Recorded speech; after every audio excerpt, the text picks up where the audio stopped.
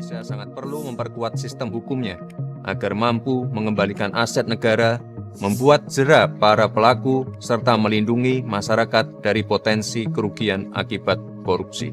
Teman-teman, komitmen dari Bapak Presiden sebagai pucuk pimpinan negara sudah sangat jelas, yaitu mendorong penuh pemberantasan korupsi dan pengesahan RUU perampasan aset. Korupsi adalah musuh bersama. Kita marah, kita lelah, kita ingin negara bertindak tegas. Lalu lahirlah sebuah gagasan besar, negara bisa merampas aset yang diduga hasil tindak pidana. Bahkan tanpa menunggu vonis pidana yang berkekuatan hukum tetap. Secara emosional, ini terdengar tepat. Secara hukum, ini adalah langkah revolusioner. Pertanyaannya bukan lagi apakah koruptor harus dihukum, tapi apakah sistem kita siap menjalankan kekuasaan sebesar itu? RUU perampasan aset berbasis pada konsep perampasan aset tanpa pemidanaan. Artinya, negara bisa bertindak terhadap aset sebelum ada putusan pidana final. Secara teori, ini efektif. Karena korupsi adalah kejahatan ekonomi di mana motifnya uang. Jika uangnya diambil, maka keuntungannya hilang.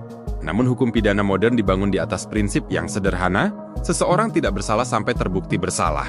RUU ini tidak langsung memenjarakan seseorang tanpa vonis, tetapi ia menyentuh sesuatu yang sangat mendasar, yaitu kepemilikan. Dan dalam konteks Indonesia, kepemilikan bukan hanya soal harta.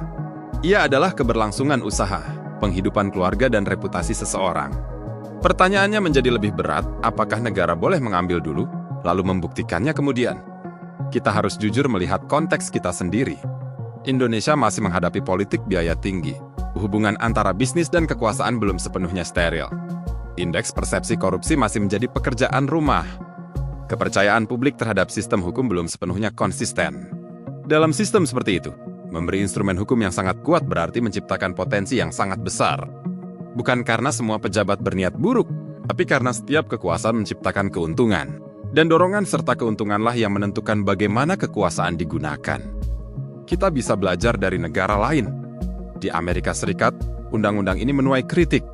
Karena penyitaan dapat terjadi tanpa dakwaan pidana. Beberapa negara bagian akhirnya mereformasi aturan karena dianggap terlalu agresif. Di Nigeria, dalam konteks politik yang belum stabil, aturan ini menimbulkan tuduhan dan tekanan terhadap lawan politik. Sebaliknya, di Italia relatif berhasil menggunakan undang-undang ini dalam perang melawan mafia. Tetapi dengan pengawasan yang ketat, standar pembuktian tinggi, dan sistem peradilan yang relatif independen. Artinya, alat yang sama bisa menjadi solusi atau menjadi masalah. Semua tergantung pada kualitas sistem yang menjalankannya. Sekarang kita kembali pada pertanyaan inti. Apakah elite politik Indonesia sudah cukup matang dan dewasa untuk memegang kewenangan sebesar ini? Seperti yang kita ketahui, masih banyak elite politik kita yang tidak cerdas, kekanak-kanakan dan emosional. Undang-undang ini tidak akan hidup hanya 5 tahun.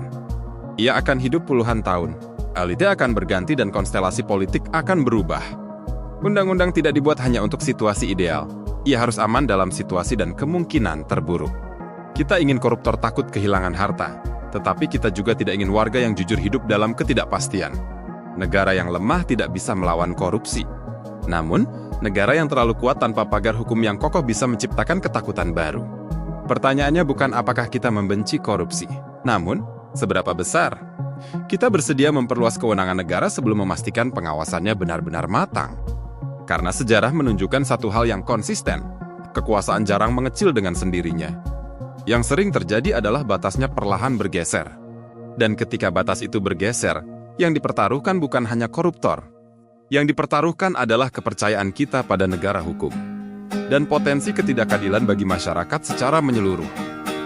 Karena keadilan tanpa kepercayaan akan menjadi rapuh dan rentan. Kepada para